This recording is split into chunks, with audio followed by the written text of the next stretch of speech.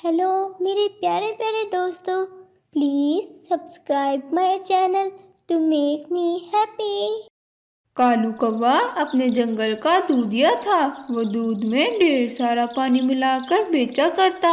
ये बात उसकी पत्नी को बिल्कुल भी पसंद नहीं थी। कालू कालू जी, दूध में पानी मिलाना मुझे बिल्कुल भी अच्छा नहीं लगता, तो प्लीज दूध में पानी ना मिलाया करें। आप ये पानी वाला दूध बेचना बंद कर दें। ओ गौरी, तू कैसी पत्नी है? तू नहीं चाहती कि मैं अमीर हो जाऊं? ऐसे भला दूध में पानी मिलाकर कौन अमीर होता है? ऐसे तो आपकी बस बेइज्जती होगी, बेइज्जती।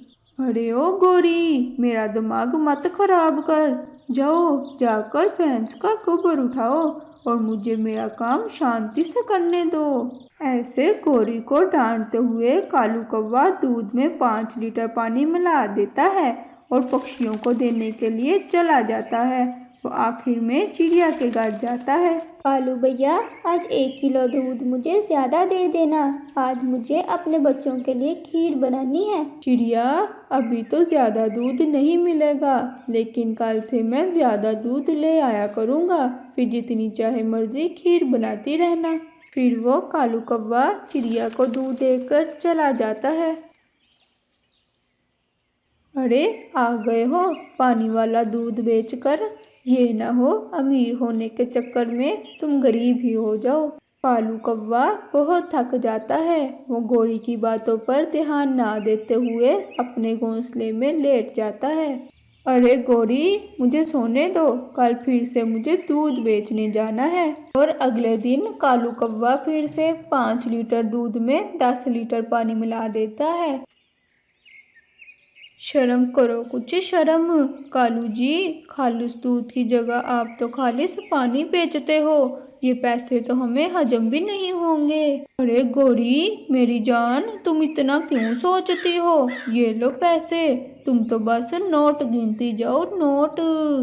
नहीं कालू जी, ये उन पक्षियों की खून पसीने की कमाई है जो तुम पानी बेचकर ला रहे हो।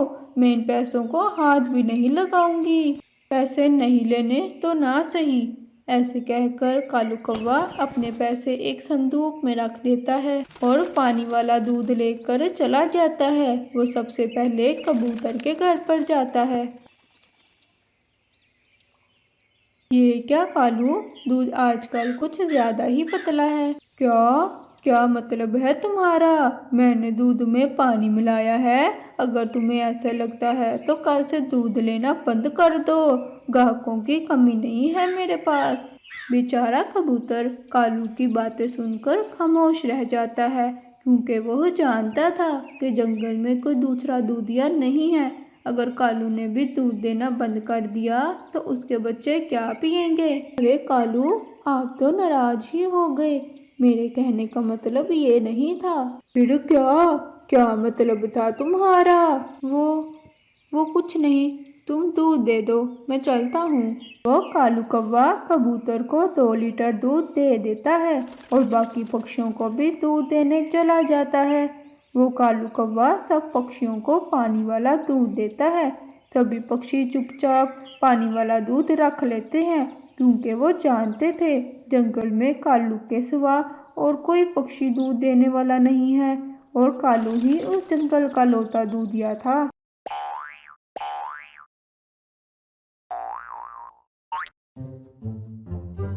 हेलो मेरे प्यारे प्यारे दोस्तों, please subscribe my channel to make me happy.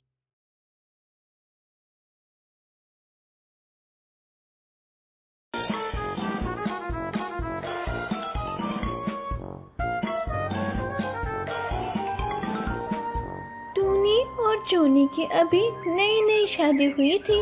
ये दोनों बहुत खुश थे। जोनी टूनी का बहुत ख्याल रखता था। जोनी जी, घर में खाने को कुछ नहीं है। अरे अरे टूनी, तुम फिक्र क्यों करती हो? मैं अभी बाहर जाता हूँ और दाना ढूंढ के लाता हूँ तुम्हारे लिए। जी ठीक है, पर क्या टूनी, बताओ। अब जल्दी आ जाइएगा, मुझे अकेले डर लगता है जोनी जी। अरे मेरी प्यारी टूनी, डरने की क्या बात है, लेकिन फिर भी मैं जल्दी आने की पूरी कोशिश करूँगा। पता नहीं है कि दाना करीब से मिलेगा या दूर से, बाहर जाके पता चलेगा ना। जी ठीक है जोनी जी, आप जाइए। फिर जोनी दाना लेने के लिए बाहर जाता है। वो इधर उधर दाना ढूंढता रहता है, उसे कहीं दाना नहीं मिलता। फिर आखिरकार उसे एक दरख्त के पास बहुत सारे गंदम के दाने मिले। वो बहुत खुश हो गया। अरे वाह, यहाँ पर तो गंदम के बहुत ज़्यादा दाने हैं, लेकिन इतने सारे दाने मैं कैसे लेकर जाऊँगा? अगर मैं एक एक दाना लेकर जाऊँगा तो फिर तो मैं बहुत थक जाऊँगा। ऐसा करता हूँ, टूनी से एक टोकरी लेकर आता हूँ, फिर उसमें एक बार ही ले जाऊँगा। हाँ, ये ठीक है। फिर जोनी वापस घर जाता है टूनी से टोकरी लेने के लिए। अरे जोनी जी, आप वापस इतनी जल्दी आ गए। दाने कहाँ हैं? दिखाए दाने। टूनी, मैं अभी दाने तो नहीं लाया। मुझे बहुत सारा अनाज नजर आया है, लेकिन मैं बार बार लाकर बहुत थक जाऊंगा। मेरे लिए सारा लाना बहुत मुश्किल था, इसीलिए मैंने सोचा कि मैं पहले घर जाकर तुमसे एक टोकरी ले आता हूँ, फिर एक बार ही ले जाऊंगा। ऐसे मैं थकूंगा भी नहीं और बहुत सारा अनाज एक दफ़ा इकट्ठा हो जाएगा। हाँ जोनी जी, मेरे पास एक मजबूत टोकरी है, मैं वो लाती हूँ। वो टूटेगी भी नहीं और ज़्यादा सारा अनाज भी संभाल लेगी। ये क्या टूनी, जाओ जल्दी से टोकरी ले आओ, वहाँ पे अनाज भरा हुआ है, ये ना हो कोई और ले जाए। ये टूनी टोकरी लेने के लिए किचन में जाती है। ये ले जोनी जी, मजबूत तरीन टोकरी, इसमें ले आए आप। गंदम के दाने ज़्यादा सारे। शुक्रिया टूनी। फिर जोनी टोकरी लेकर दाने लेने जाता है। जब वो वापस दाने लेने जाता है तो वहाँ बहुत कम दाने पड़े थे। अरे, जब मैं पहले आया था तब तो बहुत ज़्यादा दाने पड़े थे, अब ये दाने इतने कम कैसे हो गए? हाँ, पास में ही दरख्त के पीछे छुप जाता हूँ, शायद पता चल जाए दाने कौन चुरा रहा है। जोनी एक पेड़ के पीछे छुप जाता है। कुछ देर तक जोनी तो वहाँ पेड़ के पीछे छुपा रहता है। फिर कुछ देर बाद जोनी ने काली कौवी को दाने चोरी करते हुए देखा। पहले तो वो बाहर गुस्से से आने लगा था, लेकिन फिर वही रुक गया। मुझे अभी बाहर नहीं जाना चाहिए, अब यहाँ छुप के ही देखना चाहिए कि असल मुजरिम कौन है। ये ना हो ये कभी पहली दफ़ा आई हो और मैं इसको डांट दूँ और असल मुजरिम कोई और हो। फिर जोनी वहाँ पर ही छुपा रहा। इसने देखा कि काली कौवी तो बार बार दाने लेने आ रही है। फिर वो गुस्से से बाहर आया। अरे ओ काली कौवी, ये मेरे दाने हैं, मैंने इन्हें सबसे पहले देखा था। फिर मैं टोकरी लेने गया था टूनी से, तुम मेरे दाने चोरी करने लग गई। अरे दोस्त, ये तुम्हारे दाने थे, मुझे तो नहीं पता था। मैं समझा था कि ये वैसे ही पड़े हैं, मुझे माफ़ कर दो। काली कौवी बेचारी जोनी को गुस्से में देखकर बहुत परेशान हो गई थी। पहले तो जोनी बहुत गुस्सा करने वाला था, फिर उसे याद आया मेरी माँ ने मुझे बचपन में समझाया था कि अगर जोनी बेटा कोई जानबूझकर गलती ना करे तो उस पर गुस्सा ना करना। फिर जोनी ने काली कौवी को कुछ नहीं कहा। काली कौवी जोनी के ऐसा रवैया देखकर बहुत खुश हुई थी। अरे दोस्त, तुमने तो मुझ पर ज़रा भी गुस्सा नहीं किया। मुझे तुम्हारा ये रवैया बहुत अच्छा लगा है कि आज से हम दोनों दोस्त बन सकते हैं। क्यों नहीं काली कौवी, आज से हम दोनों दोस्त हैं। दोस्त, अब मैं घर चलती हूँ, मुझे घर पर बहुत से काम हैं। ठीक है दोस्त, फिर मिलेंगे हम। फिर जोनी बाकी दाने टोकरी में डालकर अपने घर की तरफ चला जाता है। अरे जोनी जी, आपने इतनी देर कर दी, मैंने आपको कहा भी था जल्दी आइएगा, आपने मेरा ज़रा ख्याल नहीं किया। अरे टूनी, रास्ते में एक वाकया हो गया था, बस इसीलिए लेट हो गया। क्या आप ठीक तो है ना जोनी जी? हाँ टुनटुनी, तुम परेशान क्यों हो रही हो? ये देखो मैं बिल्कुल ठीक हूँ। तुम ये दाने तो अंदर रख कर आओ। अच्छा जोनी जी, मैं किचन में रख कर आती हूँ, लेकिन आप मुझे पहले ये बताएं कि आप लेट क्यों हुए? ऐसा क्या रास्ते में हुआ था कि आप लेट हो गए? अरे मेरी प्यारी टुनटुनी, पहले इस टोकरी वाले दाने अंदर रख कर आओ किचन में, फिर मैं तुम्हें पूरी बात बताता हूँ। फिर टूनी जल्दी से सारे दाने किचन में रख कर आती है और फिर जोनी के पास आकर बैठ जाती है। जोनी टूनी को सारी बात बताता है और साथ ही काली कवि से अपनी नई दोस्ती के बारे में भी बताता है। जोनी जी, फिर तो आपको अपनी नई दोस्त को दावत पर बुलाना चाहिए। अरे वाह टूनी, ये तो बहुत अच्छा ख्याल है, मैं कल ही उसे पैगाम देकर आऊँगा।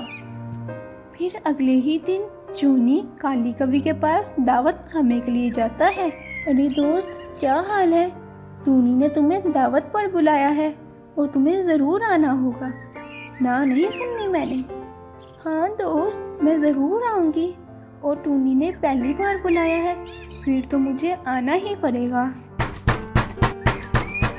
कौन कौन है बाहिर?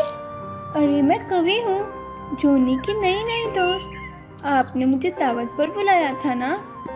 जी, मैं जोनी की नई दोस्त हूँ। आपने मुझे दावत पर बुलाया, मुझे बहुत खुशी हुई। टूनी काली कवि की बहुत खिदमत करती है। प्यारी टूनी, मैं आपसे एक बात करना चाहती हूँ। जी जी, ज़रूर बताइए। प्यारी दोस्त टूनी, तुम बहुत किस्मत वाली हो। जोनी बहुत अच्छा है, उसने तुम्हें सारा वाक़या उस दिन वाला बताया होगा कि हम कैसे दोस्त बने। जी जी कवि बहन, इन्होंने मुझे बताया था। जोनी बहुत अच्छा है, वो हमेशा दूसरों के साथ बुरा नहीं करता। यकीनन उसकी माँ ने उसकी बहुत अच्छी तरबियत की होगी। टूनी काली कवि की बातें सुनकर बहुत खुश हो जाती है। अच्छा टूनी बहन, अब मैं चलती हूँ, मेरा घर पीछे से अकेला है। आपसे मिलकर मुझे बहुत खुशी हुई है। जी, मुझे भी आपसे मिलकर बहुत अच्छा लगा है। आप यहाँ आते जाइए रहिएगा, आपका ही घर है। जी जी ज़रूर। फिर काली कवि अपने घर की तरफ चली जाती है और टूनी जोनी को आवाज़ लगाती है। जोनी जी, जोनी जी, ज़रा बात सुनिएगा। हाँ हाँ टूनी, मैं आ रहा हूँ। अरे टूनी, क्या बात है? तुम बहुत खुश लग रही हो, कभी चली गई है? जी जोनी जी, अभी अभी गई है। वो मुझे आपसे एक बात करनी थी। मैं बहुत खुशकिस्मत हूँ कि मुझे आप मिले हैं, जिनकी तारीफ दूसरे पक्षी भी करते हैं।